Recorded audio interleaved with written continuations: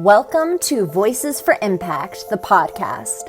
Started during the COVID-19 pandemic and made in Syracuse, Voices for Impact is full of conversations with thought leaders from around the world that have made significant accomplishments in their lives and have gone through their own challenges, but have made it through those adversities and made positive impacts through their work.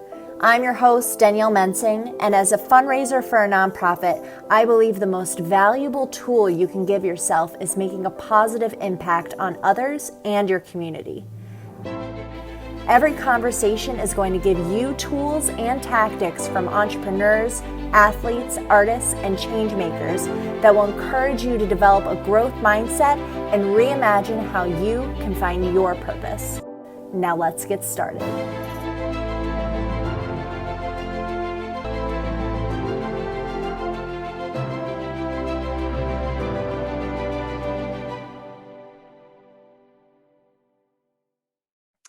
Welcome to another episode of Voices for Impact. My name is Danielle Mensing, founder of Voices for Impact, and today I am chatting with Laurin Cabralissa. She is a Portuguese-American artist and fashion designer living and working in New York.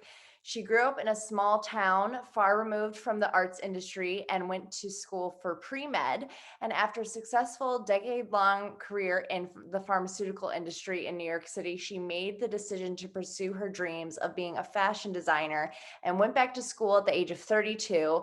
She quickly became the head designer of the luxury brand Basso, where she has designed 4 women's wear collections a year and manages a team of creatives, seamstresses, and pattern makers in addition to multiple other roles. She works as an artist, selling her paintings through multiple channels to high-end clientele, and she has a diverse and unique set of business and life skills, which have lent to her success and opened many doors. So thank you so much for having a conversation with me today. Thanks so much for having me. I'm so happy to be here and to finally get to see you in person. And especially the way that we were connected, it's like really special to me. Yeah. Oh, I love it. I'm so excited to have this conversation as well. So tell me a bit about your journey starting out in pre-med, working in pharmaceuticals, and then transitioning into the fashion industry. What was that journey like? And when you were making that transition, did you ever feel like that end goal would never happen?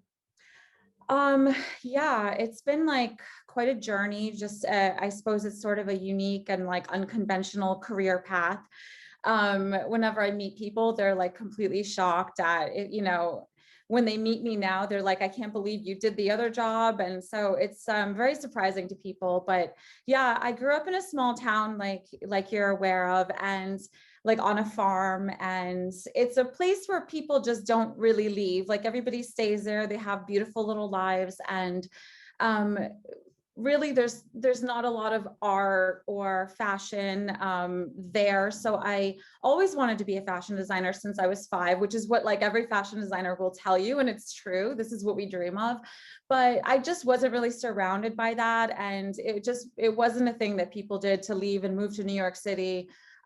So I decided to be a little bit more practical. I ended up studying and gaining an interest in biology in high school, and I ended up going to college for pre-med, and I thought that was a good route for me because I love beauty, and I thought I could be a dermatologist, and this would be like a very good, because I'm a portrait artist as well, so this could be like a good fit for me. So after deciding not to go to medical school and spend another 15 years of my life in school, I ended up moving to New York City. I started visiting the city, and I loved it so much. I always had an itch to leave. And I got into the pharmaceutical industry, which is great. And it was lucrative, and it was a great career for me to have, and be independent and self-supporting. And then as you get a little bit older, I think you start thinking about the things that really make you happy. So as I approached 30, I just thought, that there's something missing from my life. And of course, that's like a really hard thing to do, to leave a career where you're flourishing and you're making a lot of money.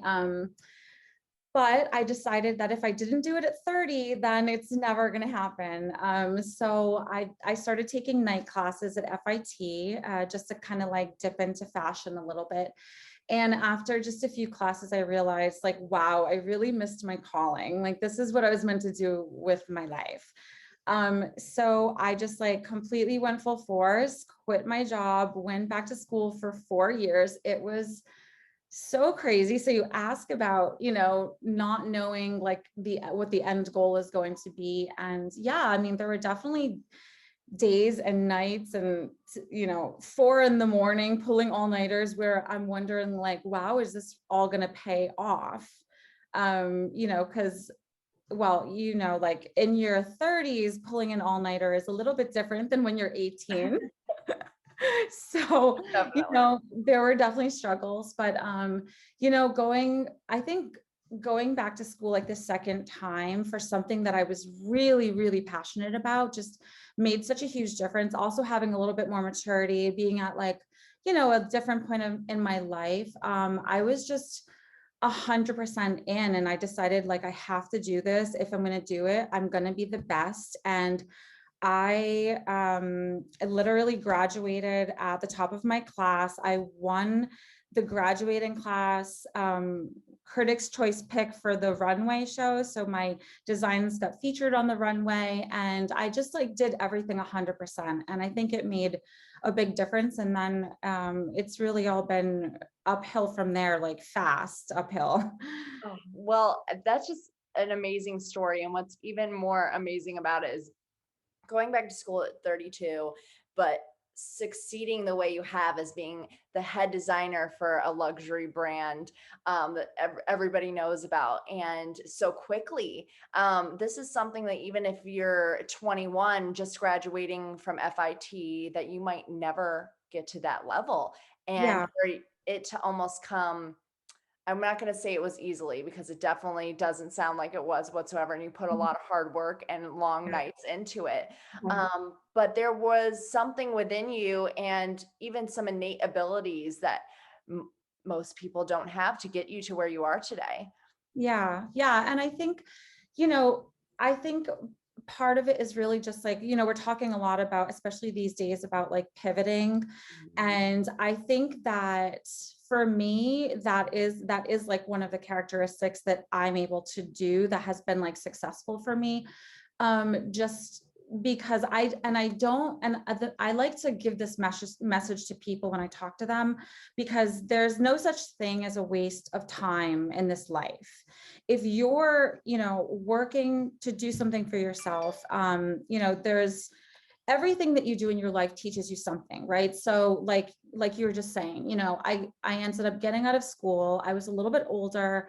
So like at some point in my mind, I thought, well, wow, I wonder where I would have been if I had just gone straight through, like gone to college for fashion design and then gone through to like be a fashion designer. And, I'm not sure I would have been in the same place, Might not have.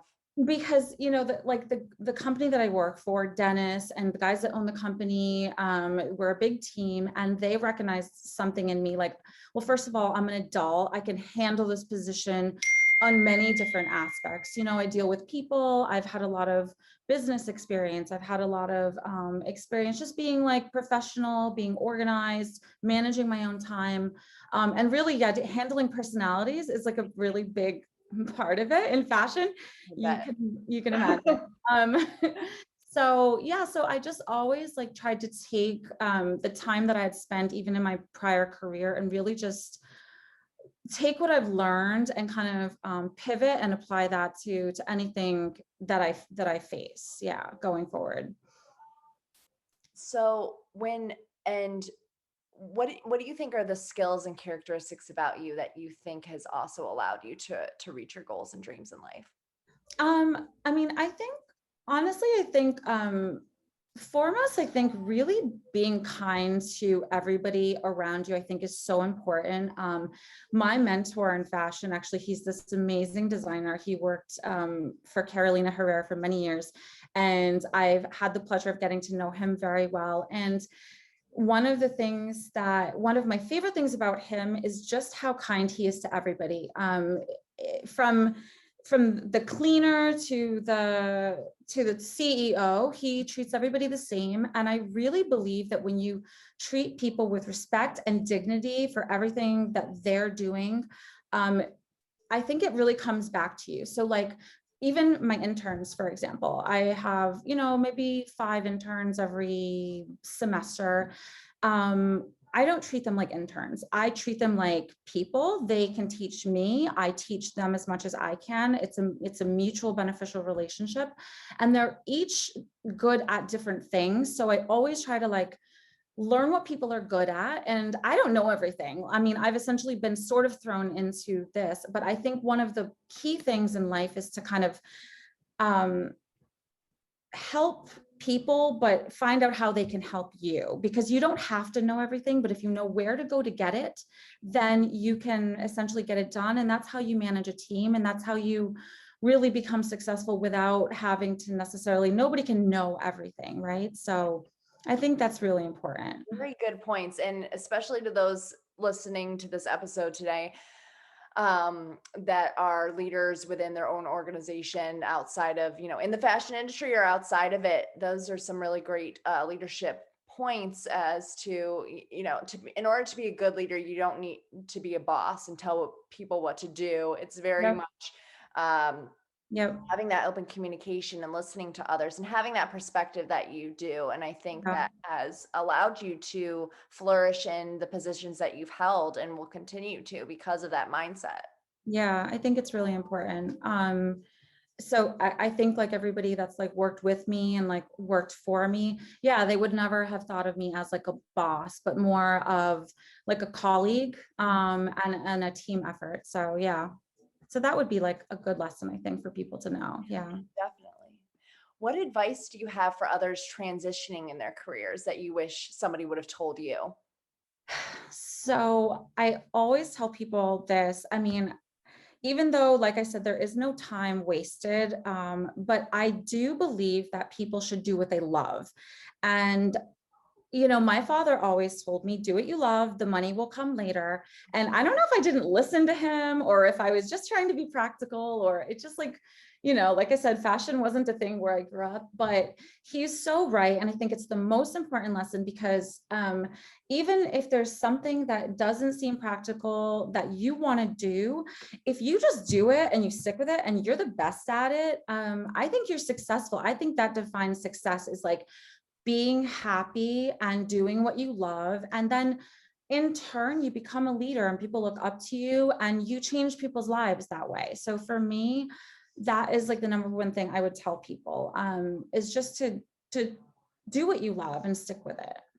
That's great advice. Yeah. How do you get into a positive mindset? So many times, through life, you have your ups and downs, you go through transitioning in careers and reinventing yourself like you have. How do you get yourself into that positive mindset?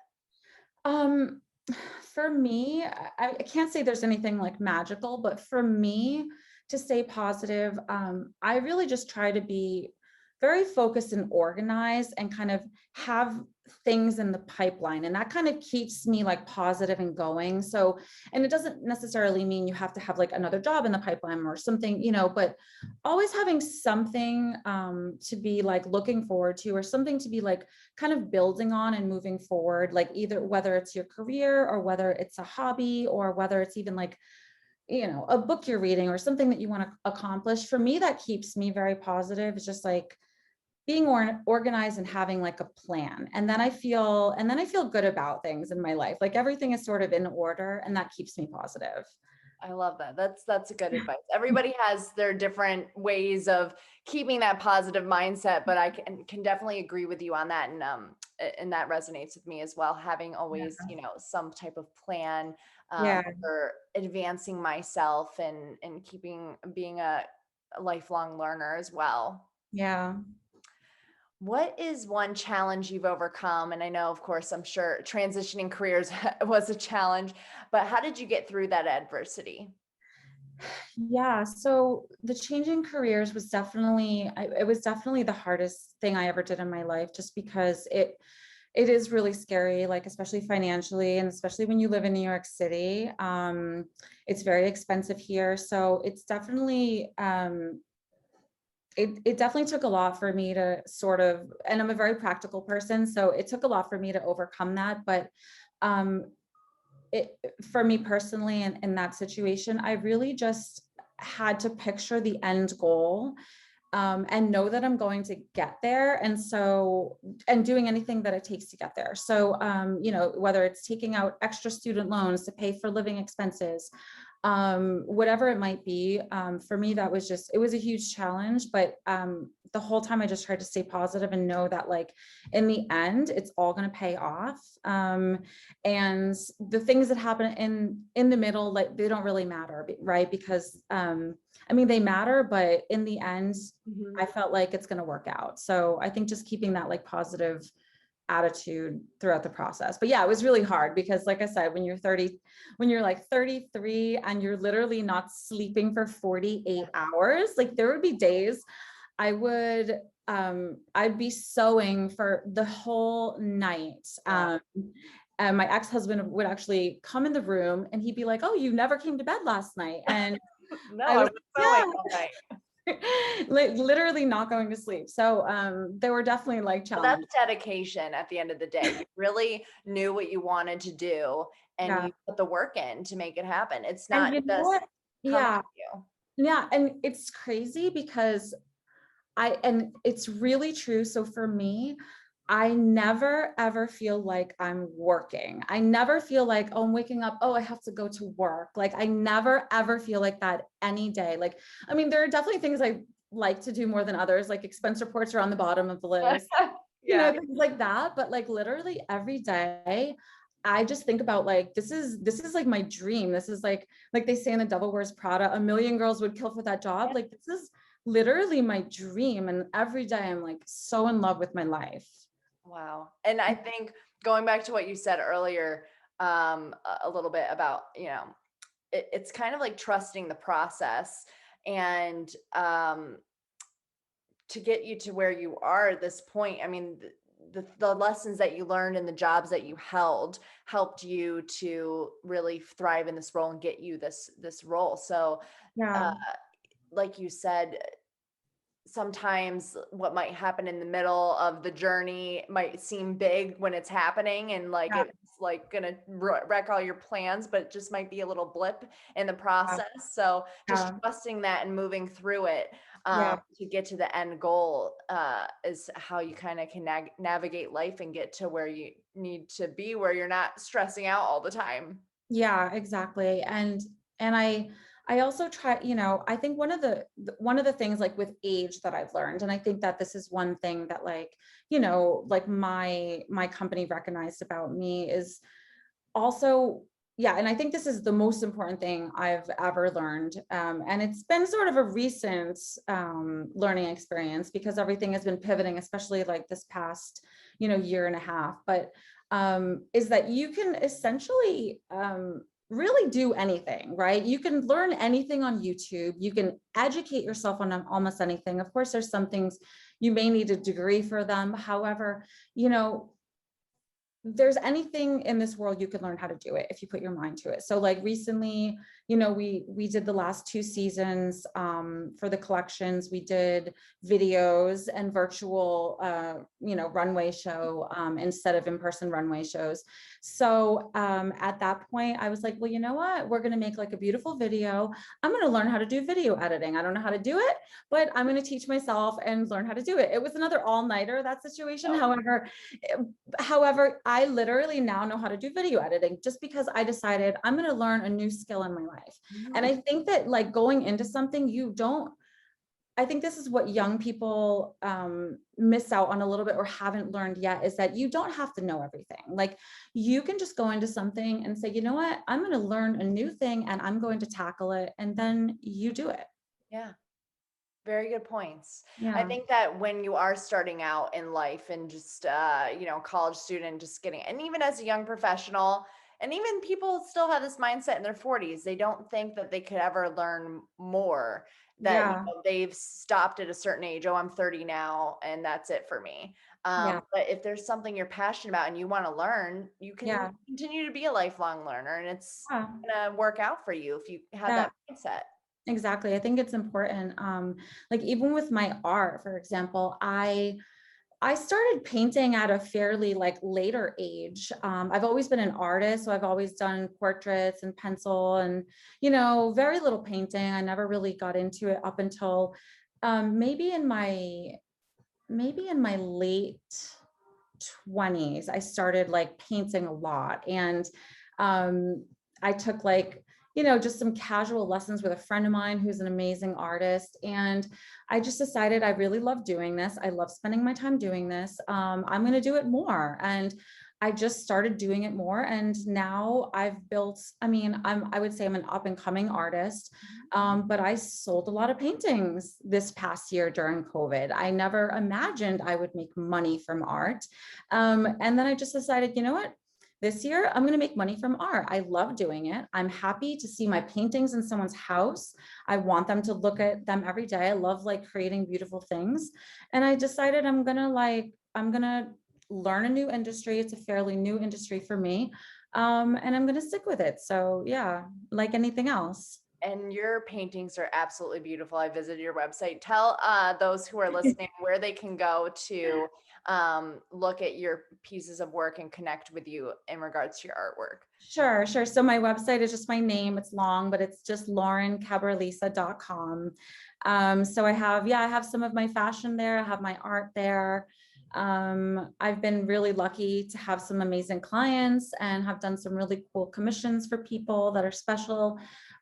So yeah, and I'm being featured in Resident Magazine. I'm going to be featured in Downtown Magazine and their art issue in the fall. So it's been a good growing. That's so yeah. amazing. Well, congratulations on that. That is just, I'm excited to watch that part of your life and talents flourish in this next coming year and years to come. That is so exciting. My last question to you is, how do you define success? So I really just think being successful is just being happy doing what you love. And influencing people's lives. So for me, creating beautiful things, which makes me happy, and knowing that the things that I'm designing and creating are also going to like make people feel good about themselves, whether it's an art piece that they're going to hang in their house and look at every day, or a dress that they're wearing to their daughter's wedding that is going to just make them feel like $1 million. I think for me, it's just like being happy and being positive in other people's lives. So I think that's success. I love it. That's a great response. Thank you so much for giving us insight into your story and what you do. It's been a great conversation. Thanks for having me. I'm so happy, and I can't wait for us to finally meet. I know. I'm excited too, in person for sure. Yes, I'm coming. And thank you so much to our viewers for watching. Voices for Impact is on LinkedIn, Facebook, Instagram, YouTube, and Apple, iHeart, Spotify podcast platforms. So please follow and subscribe to stay connected. And I will see you next time on Voices for Impact. Bye, everyone. Bye, Danielle.